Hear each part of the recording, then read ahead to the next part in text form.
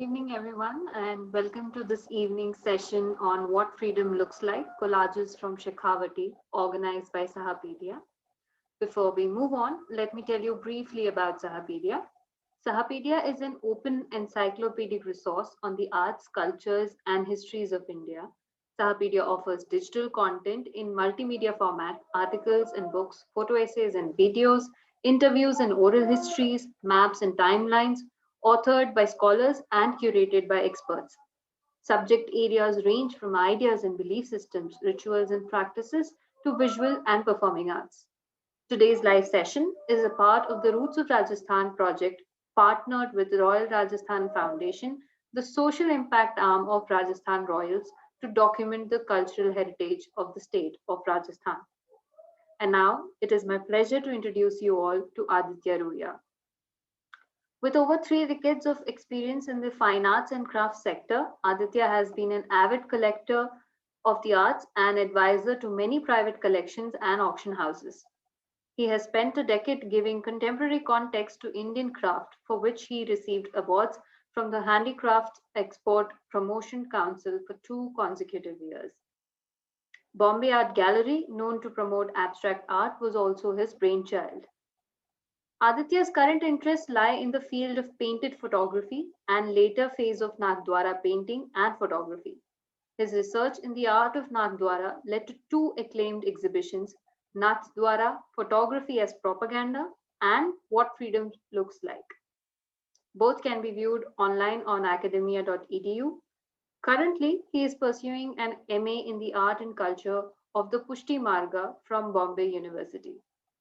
Today, he will be talking about Shekhawati collages painted in the 1940s and 50s that were commissioned by the supporters of the independence movement. Over to you, Aditya. The screen is yours.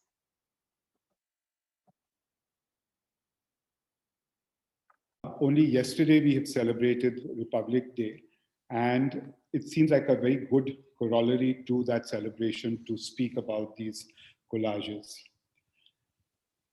I would like to clarify that although the collages contain historical and political information, personally I am politically neutral and have no agenda except an academic one in understanding these historical broadsides. So to begin with the talk, the small town of Nathdwara near Udaipur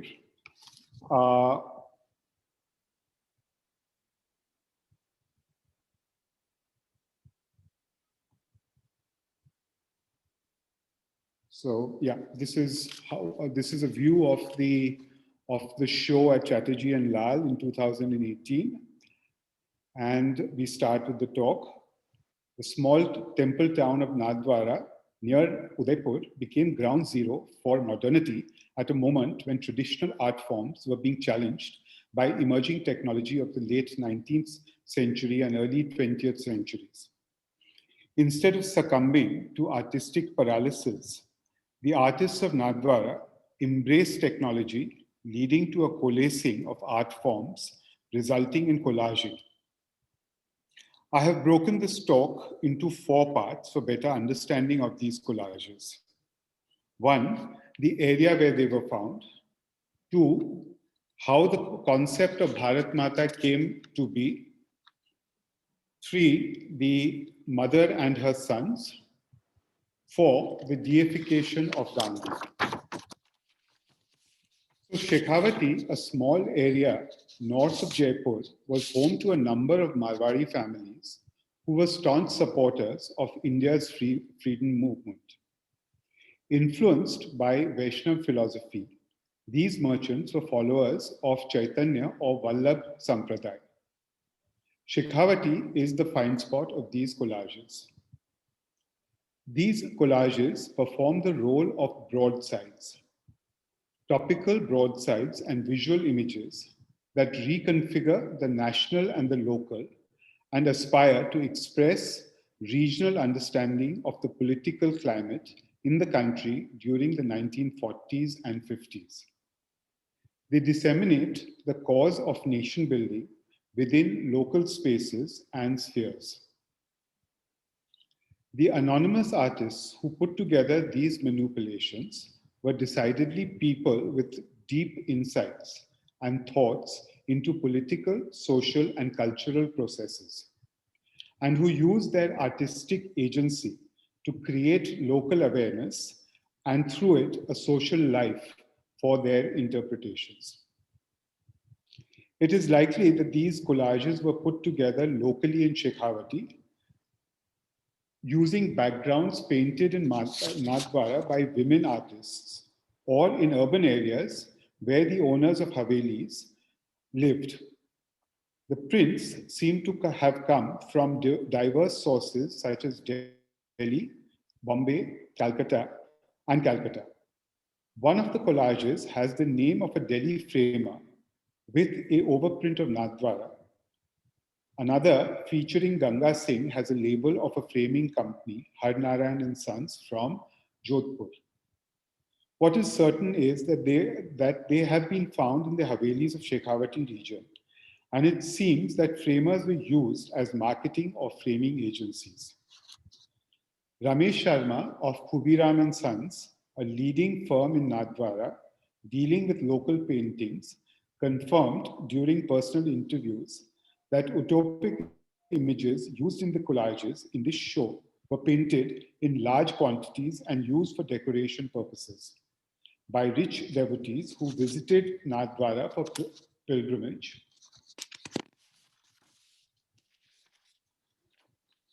The topos of the collages follow two broad themes, urban or rural settings, and are very similar in content. They follow a formalic pattern with a notion of the idealized and signify that which is desirable.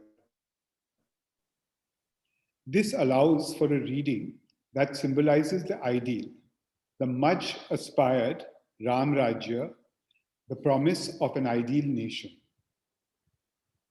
By the mid 1940s, post World War II, it was evident that the British Empire could not continue to hold its colonies, and dismemberment was imminent, though the journey and the process had been long and arduous.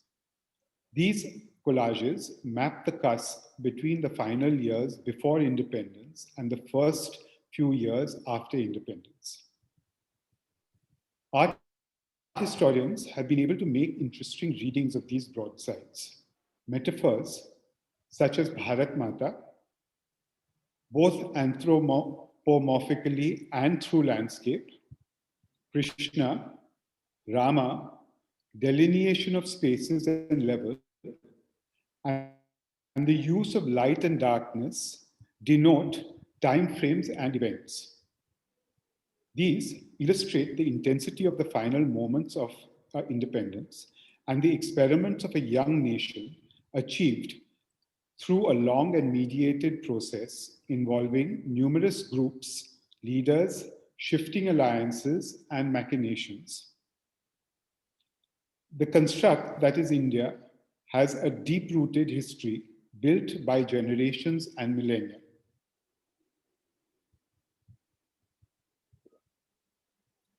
The Indian National Congress, established in 1885 in Bombay, was founded to lobby for greater economic reforms and a larger role in the making of British policy for Indians, rather than seeking independence. In an attempt to bring about national awareness, Tilak introduced the Ganpati festival as the national festival of the Maratha nation in 1895. He also started promoting the idea of self-rule through the metaphor of Ram Rajya. Dhurandhar famously painted Ram Rajya Abhishek in around the 1900s. This image found mass circulation in the form of lithographs from the Ravi Varma press at Lonavla. Ram Rajya became synonymous to ideal kingship and remained so in the popular consciousness of the subcontinent. The idealized backgrounds in the current show are markers of the ideal nation and leaders providing ideal governance. Now we move to the concept of Bharat Mata. Bharata was the son of Nala and Damayanti and the first Chakravartin, after whom the land of the Mahabharata has been named as Bharatvarsh. He was the founder of the Bharata dynasty and ruled Bharatvarsh in antiquity. The Constitution of India, adopted in 1950, identifies India as Bharat, thereby disclosing a Sanskritic, Aryan, and Hindu mooring of this democratic republic. The Persian variant of the word Indus is Hindu, and the land beyond the Indus came to be known as Hindustan. India itself is inspired from the Latin word Indus for Sindhu. The Arabs knew this land as Al-Hind. The geography of India has witnessed ever-changing boundaries. Perhaps the closest to Bharat we know today is the religio-political boundary set by Adi Shankaracharya when he established the four dhams of Badrinath in the north, Puri in the east, Rameshwaram in the south, Dwarka in the west. This concept of Bharat dates to the 9th century CE, before the advent of Islam into India and after the decline of Buddhism. Bharat Mata, as we understand her in these collages, is fundamentally a novel, even unorthodox goddess, though she is modeled on other goddesses of antiquity known to the Hindu mind. Her iconography borrows heavily from the requirements of Hindu scriptural injunctions, albeit with regional flavors. Her cartosacral body was created to be adorned and adored by her nationalist devotees. In order to shape her iconography, artists interpreted writings by various national leaders such as Tagore, Subramanya Bharati, and others. The resulting images borrowed from the immemorial past rooted her in the present. Cartographically, she has been represented as having her head and hair in the Himalayas. The east and the west form her arms, and the south forms her feet. Curzon's partition of Bengal in 1905 along religious lines was a trigger to the Indian National Congress's Swadeshi movement. Militancy in Bengal and other parts of the subcontinent forced the colonial government to rescind its decision and reunite Bengal under Hardinge in 1911.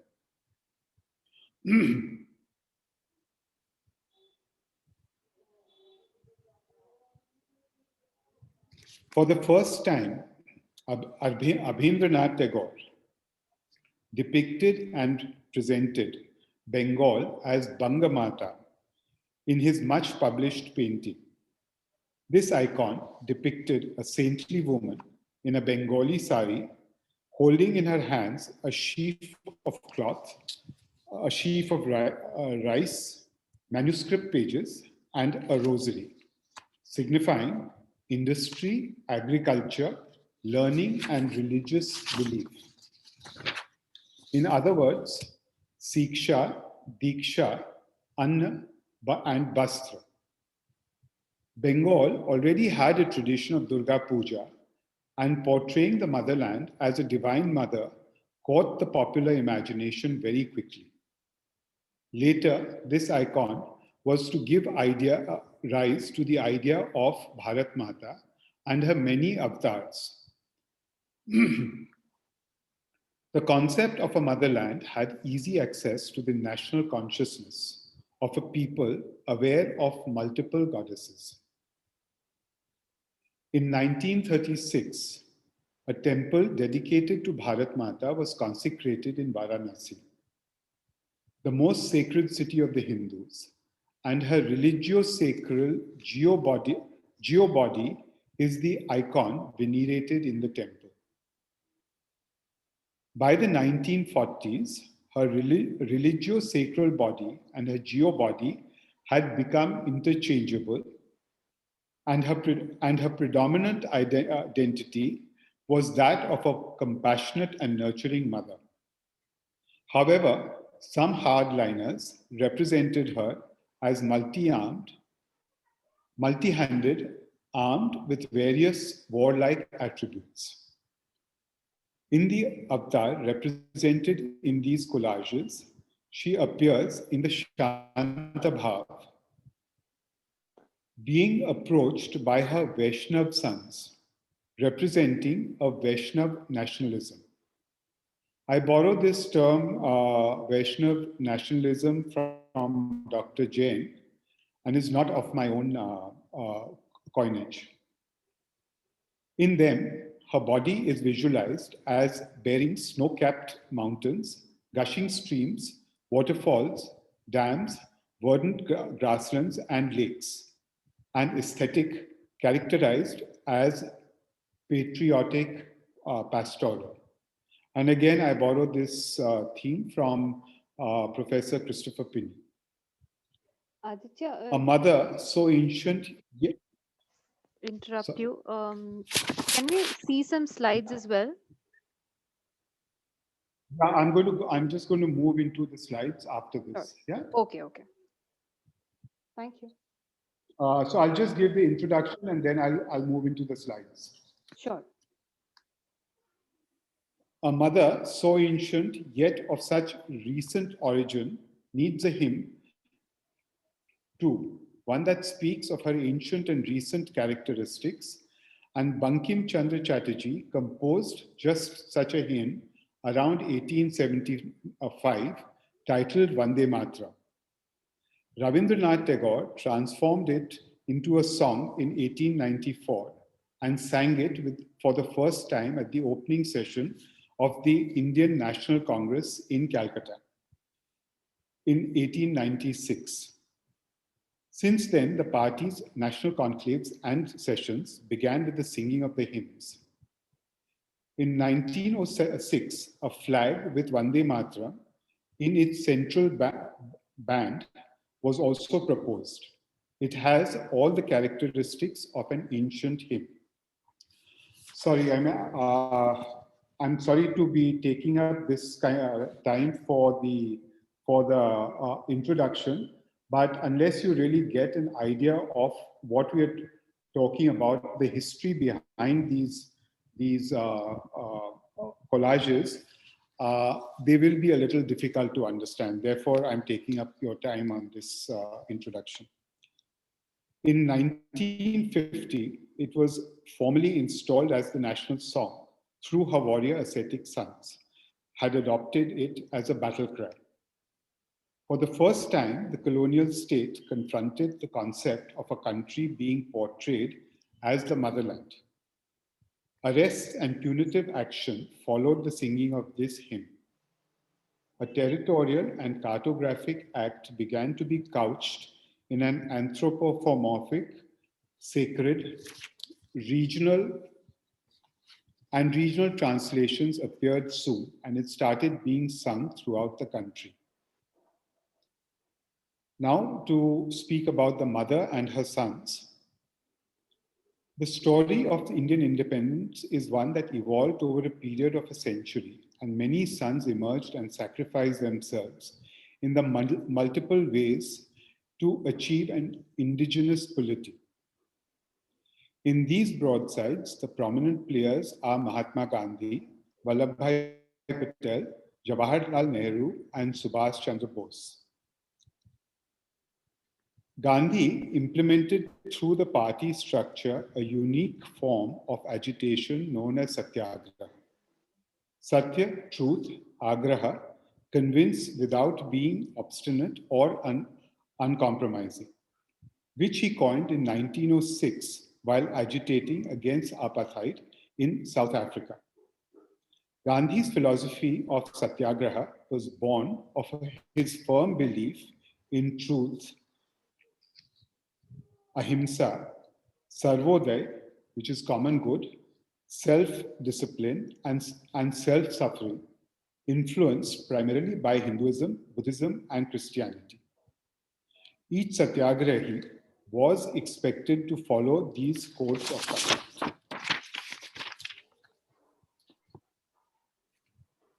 Being an astute thinker and philosopher, gaining much of his inspiration from the Gita, Gandhi chose his battles well.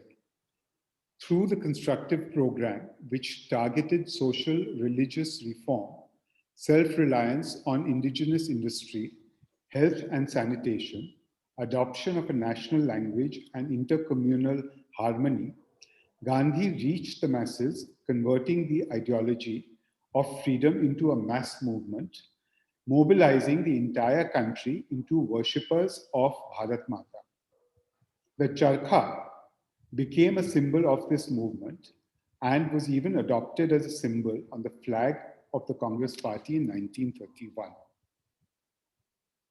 Through these collages, the artists visually communicate anxieties in the making of the nation and document crucial moments in history. They informed contemporary narratives and have become documents for succeeding generations, illustrating the momentous changes taking place in the subcontinent. And here we have Ram Rajya, the ideal kingship of Rama, a metaphor that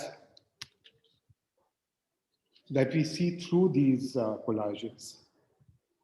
It's a metaphor for the new order that promised to provide the ideal alternative to colonial domination. The background alludes to the presidential palace in Raisina Hill, the constitutional center of power, now to be occupied by a ruler such as Ram, the Maryada Purushottam. The symmetrical, and please notice the symmetrical handling of space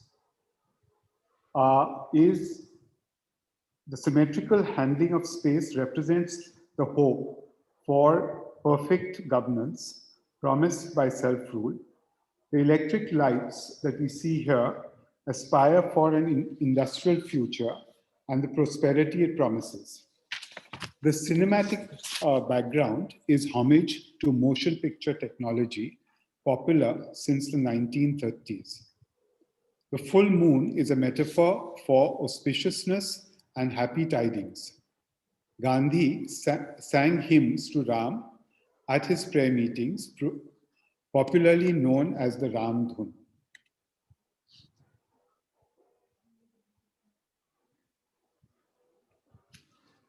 Here we have Rama returning to Ayodhya while Shiva and Parvati look on. A shining sun, gentle flowing rivers, a return to all that is perfect. Propaganda and popular consciousness rewrote histories to appeal to local understanding. Here, a popular Dantakatha, local fable where Shiva visits Vrindavan to witness the Leela of Krishna is reconfigured. In a new telling, Shiva witnesses Rama's return from exile, suggesting a divine acceptance of the new leaders who will provide the same fair governance that Rama provided to his subjects.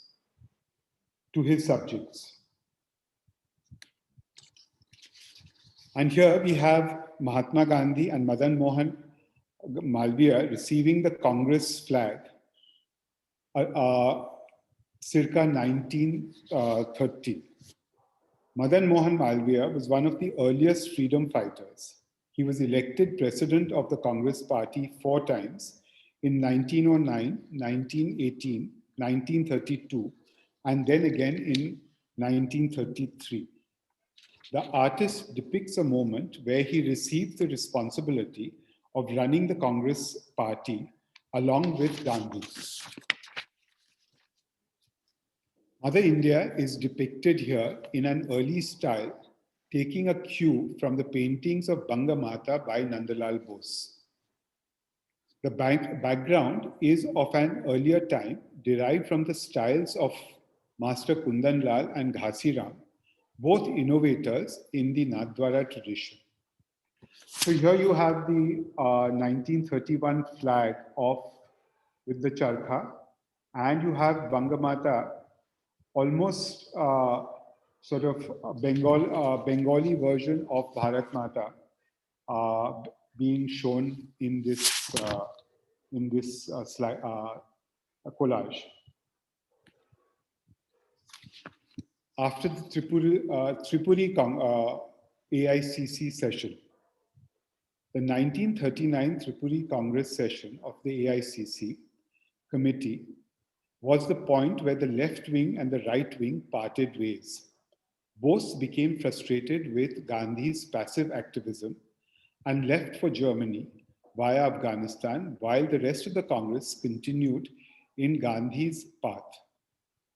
So if you see my cursor, on the far left is Patabhi Sitaramaiah, Gandhi's candidate for president of the Congress party, while in the middle stands Bose, the victor of the 1939 elections, with the Congress flag. Gandhi and Nehru are seated, whilst Krishna is handing over another version of the party's flag. The artist has used flags and spaces to show divergent. Here you see that there are three different levels. So the artist uses these spaces to show divergent paths, and the goal of freedom has been prominently displayed against a dark sky of uncertainty. The words Vande Mataram are displayed in the building, carrying yet another version of the Indian Congress flag, this time from 1931. Subtly introducing hierarchies, the image portrays the ultimate victor in the foreground. Bose explores new routes, taking the middle ground with two paths. Patabhi Sitaramaiah, the person who lost the elections, is relegated into the distance. Ganga Singh of Bikaner. Ganga Singh was a popular and progressive ruler, much decorated by the British government. Besides holding many titles, he was also appointed honorary ADC to George V during his coronation and was a part of the Imperial War Cabinet during World War I. During the late 30s and early 40s, the British tried to counter the national freedom fighters by placing power in the hands of traditional Indian elites. In popular consciousness, he was looked upon as a future leader of India. In this image, his imposing presence is amplified by a large palace in the background, perhaps the famous Lalgarh Palace of Bikaner.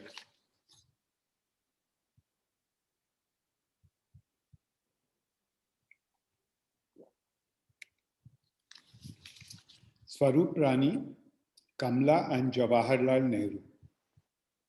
The ideal family values are signified in this return to home image. Nehru was in and out of prison, and this took a toll on the health of Kamla Nehru, who died in Switzerland in 1936. His mother, Swarup Rani, passed away in 1938. Here, Nehru is dressed in a simple dhoti, kurta and khadi jacket, epitomizing the Gandhian philosophy of simplicity, while the opulent background into which Nehru was born signifies all that he gave up for the sake of his ideology, freedom. At another level, the artist calls to attention family values that were so important in the cultural ethos of the country. Krishna counsels Gandhi. Much as Krishna counseled Arjun, Before the battle of the Mahabharata, the artist here poignantly depicts Krishna as Gandhi's counselor in a clearly Vaishnav rendering, suggesting a divine legitimacy to Gandhi's doctrines, while Gandhi sits like an ascetic. Gandhi often returned to the Gita in moments of intense duress, seeking guidance and solace. The rising sun is a metaphor of imminent independence. In fact, it's interesting to note that Gandhi referred to the Gita as his mother. And here we have another rendering of the Congress divide. By using divergent topographical spaces occupied by Bose and his critics, the artist deftly manipulates the collage to suggest this divide. Bose is given hierarchical importance, and this is suggested by his image being larger than those of his detractors. His attire and placement in the foreground further suggest this hierarchy. Victory of Gandhi, Nehru, and Patel within the Congress is suggested by the garlands that they hold and wear. The ideological distance between the protagonists is demarcated by positioning of both the column and plinths. While the path hinted at in Bose's space is straight, the one taken by the Congress leaders seems to be a binding one, suggesting Gandhi's policy of passive resistance. And here you have Bharat Mata handing over the responsibility of herself or handing over India to Nehru. This pastoral, inclusive of bridge and newly paved road, is an acknowledgement of Nehru's idea of India, industrialized with large infrastructure and local industry. He felt that India should achieve economic self-reliance. Post-independence, Gandhi was of the opinion that the Congress party had achieved its goal and should be disbanded. In a visual telling of the shifting power and responsibility of state affairs, the artist succinctly depicts the exit of Gandhi from active politics to the role of Mahatma, who, until his assassination in 1948, continued to play the role of an elder statesman and peacemaker between fractious communities in the country. And here you have an image of the numerous flags that I was talking to you about. Multi-armed and bearing the numerous flags that represent the freedom movement, Mother India hands over the 1947 version of the Indian national flag, legitimizing the Congress party's claim to form government. Nehru, as its representative, takes on the responsibility of governing the new nation. India became a republic. I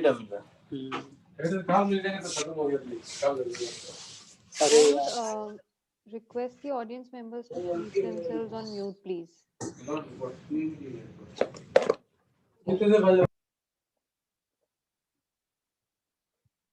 India became a republic only in 1950. Patriots who offered themselves for the cause of freedom are also remembered. If you see my cursor, are at the bottom, at the feet of Mother India.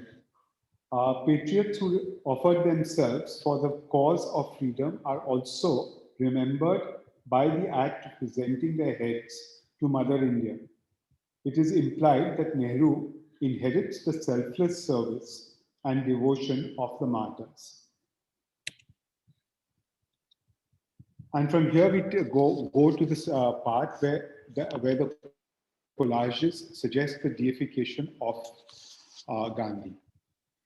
In this post-independence telling of the story, the artist uses a river to suggest the Vaitani, a mythical celestial boundary separating those that are alive and those that have become martyrs.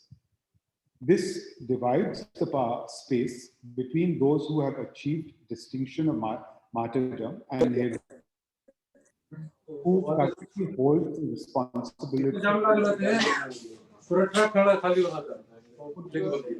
Could the audience please put off their mics?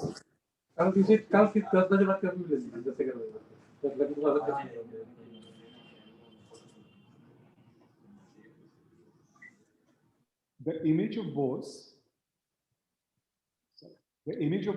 with the red fort in the background is from a print titled Subhas Balidan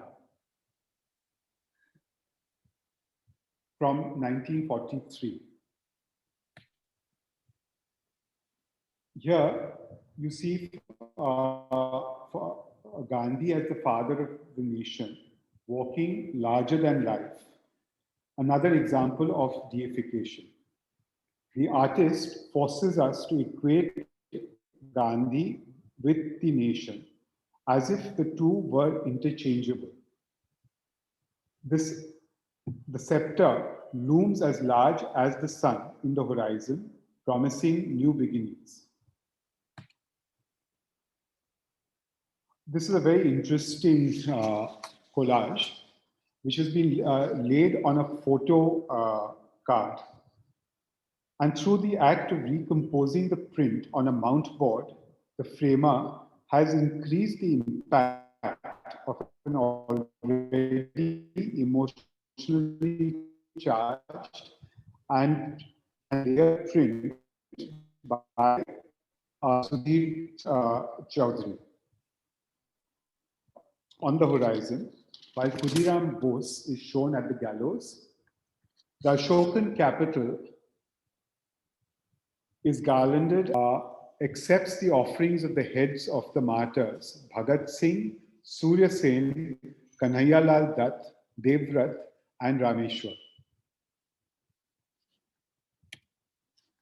And here you have an image of Gandhi's assassination. On 30th January 1948, Gandhi was assassinated by Nathuram Godse, a member of the Hindu Mahasabha, a right-wing organization that was opposed to partition in New Delhi. Gandhi was proceeding towards the dais where he was to preside over his daily multi-religious prayer meeting. Godse emerged from the crowd and made out as if he was about to touch Gandhi's feet, but instead whipped out a Beretta and shot Gandhi 3 times in the chest. In an act of deification, the artist shows a bloodied Gandhi standing upright in a Christ-like manner. Although hurt, he wields in one hand his familiar staff like a scepter of ahimsa and a copy of the Gita in the other. Flowers strewn at his feet and his disaffected stance lend an air of deification. The Gita expounds the virtues of performing karma dispassionately, virtues that Gandhi tried to practice all his life.